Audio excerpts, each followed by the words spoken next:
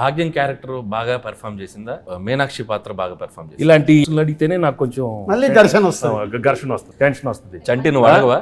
మంచి మంచి క్వశ్చన్ చెప్పమనండి చంటి గారు, చెప్పమనండి.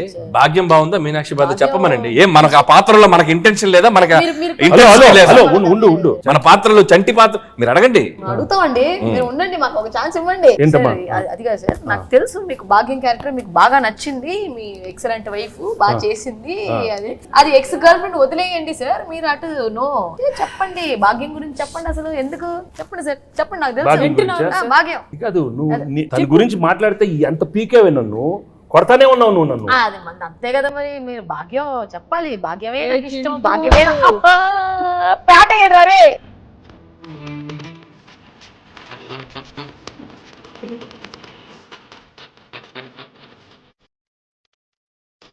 సరే సరే సరే చెప్తాను.